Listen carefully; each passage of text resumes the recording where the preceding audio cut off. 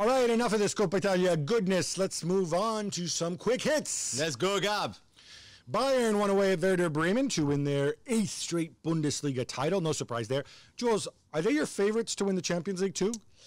I mean, you know, the heart says PSG, obviously, as my favorite. The head says Bayern Munich. Yeah, the more I watch them, I think Bundesliga is too easy for them. It was too easy. Although, if you look at, I think it was maybe at the beginning of December when they were 7th. I think they were 8 or 9 points behind Mönchengladbach at the time, and you have to give Flick a lot of credit for the way he turned things around, and the players, obviously. Again, I think they're way better than everybody else in that league, but well done to them. And when it comes to the Champions League, we saw them at Chelsea. We were both there, and they were so impressive. I think since then they've looked even better. I don't know if having no games for 6 weeks between the end of the Bundesliga and then when they play again in the Champions League would be a disadvantage compared to Chelsea, for example, or others who will go straight into the end of the league and then the Champions League. I don't know, but I have to say they look so strong in every department. You know what they should do, just to keep themselves fit and focus? They and Leipzig should both put, say, 10 million into a pot and say, let's play a best of 3 series throughout July, right? Yeah. And with the teams, motivate the money. With the teams that are in the Europa League as well. So I don't know who they have left in the Europa League. Maybe. Yeah, they can play with Paris Saint-Germain as well, right? They've got nothing to do, And Lyon, why not? Oh my God, that's the Super League that we've all dreamed of. Yeah, the July Super League. Yeah, let's the Alsace Super League. I want to make a point though about Bayern. I mean, this on the show, right? People's reaction, so boring, blah blah blah. They've got so much, 8 in a row, and it's true. And I have an excellent column dropping today, in part about why the usual arguments about things being boring don't really. That's not. There's a whole bad for business argument, and people don't want to watch a league where they know who the winner is. I'm not sure that's really true. Certainly not in Germany. But I think we have to give them credit because they won the league despite having their highest paid player, Philippe Coutinho, effectively their huge signing in the summer on loan with a huge loan fee. They're committing something like 30 million to him, contributing virtually nothing this season, or contributing very little.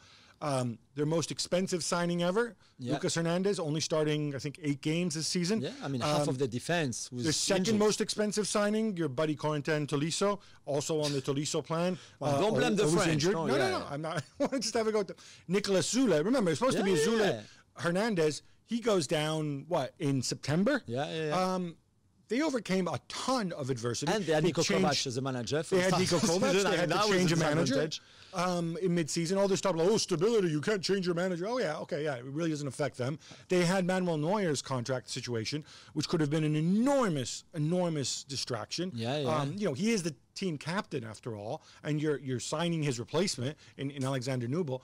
They've had all these things going on, and they come back and they win, 17 of 18 games?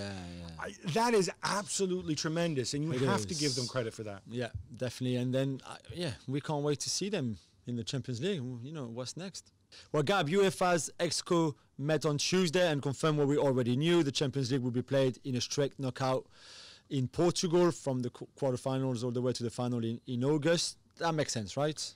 Totally. It's going to be an Elite 8 format, if you will. Single legs. It's quite cool. It's going to be like a little tournament. Yeah. There might even be fans there. Alexander Chefrin, I was on the call yesterday, saying, well, there's no way we can answer it now, but, let's see down the road. Maybe we can get some people in. It's in 6 weeks or 2 months' time.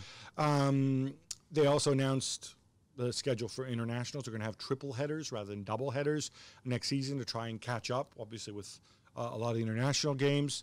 Although that's a bit tricky for clubs, right? Because I don't think clubs are going to be very happy. Yeah, because what you might see with your international players for the end of your preseason, maybe preparation and stuff. But you know what? You have to put there's give and take. There's got to be give and take here. The Europa League will be in Germany, and the Women's Champions League. And by the way, I think it's really good that they're able to finish that as well. I agree. Because they will lose money on it, but I think it's important, and it sends an important message when so many women's leagues around Europe have been canceled. That's going to be in Bilbao, the final. So yeah, I'm glad it happens. I hope I get to go. Yeah, me too. With you, Gab. I mean, 2 weeks in Lisbon for Final 8 Champions League is pretty cool. In August, bit of sunshine, bit of beach, oh my bit God, of seafood, bit of nice. bacalao. Oh yeah, all right, baby. And also for the remaining last 16 games, so the Juve, Lyon, on the 7th and 8th. Yeah, either they could play in their home stadium or they could play to Portugal if the situation. That's is... to be determined. And again, I think again, that's a good. We want common sense. We want flexibility, right? It's not that far from Lyon to Turin. No, you can drive there in 3-4 hours. Yeah. Maybe that's a better solution than having these guys go to Portugal if it's safe to play. True. Well, we were all wondering about social distancing and medical protocols and playing behind closed doors and fake crowd noises, but it was goal line technology. That was the big talking point in Aston Villa's 0-0 draw with Sheffield United, Gab, yesterday.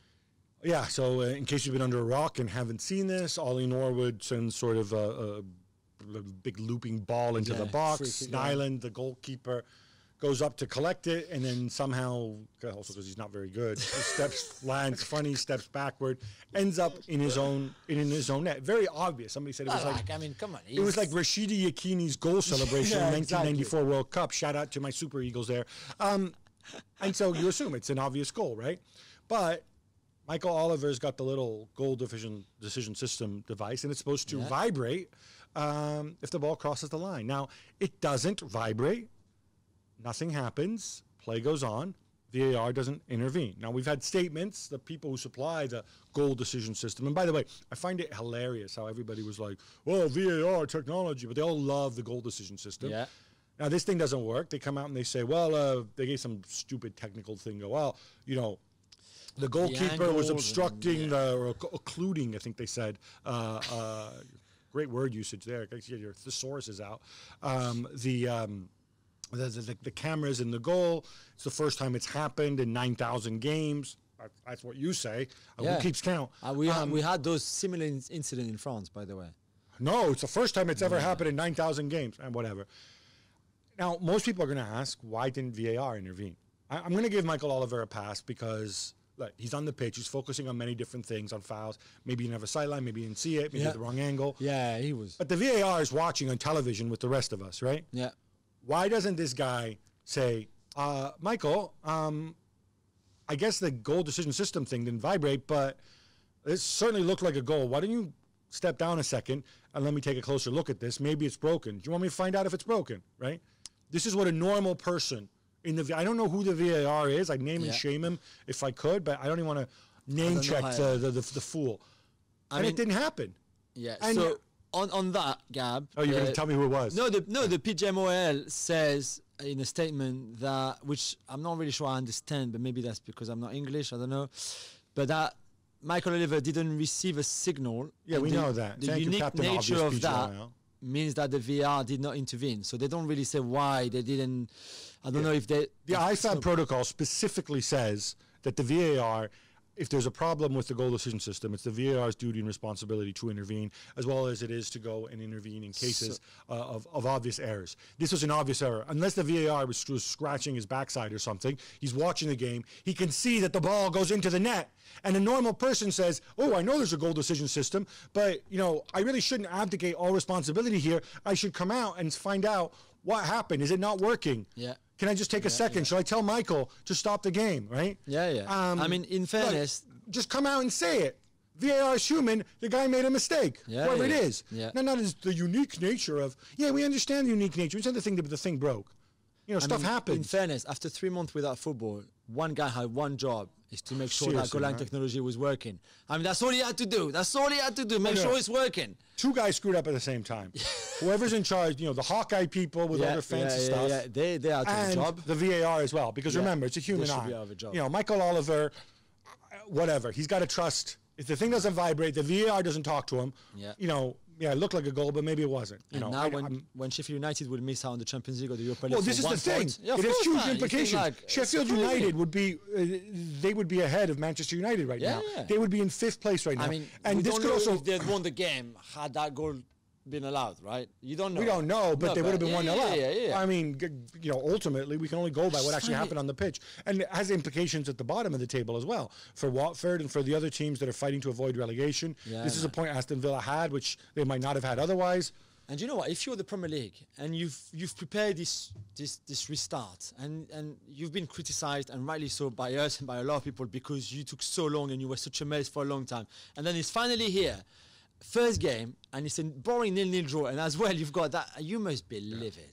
Timo Werner and Kevin Campbell scored great goals, but Leipzig contrived to throw it all away against Fortuna Düsseldorf, squandering their 2-goal lead and drawing 2-2 while giving up 2 goals in the last 6 minutes of the game.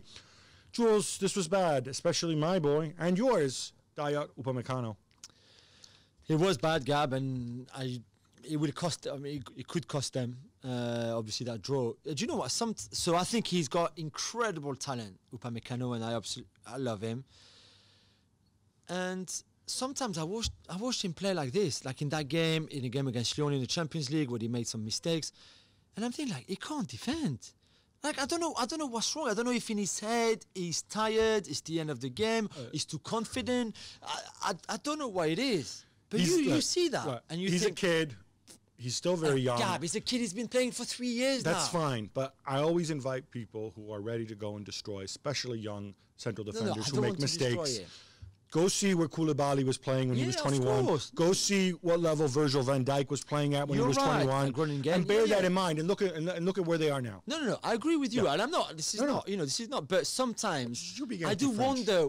I see two different players in him. Sometimes he's so good defensively, and sometimes he makes those mistakes. And I just find it hard to reconcile the two. That's all. Thanks so much for watching ESPN on YouTube. And for more sports highlights and analysis, be sure to download the ESPN app. And for premium content and live streaming, subscribe to ESPN Plus.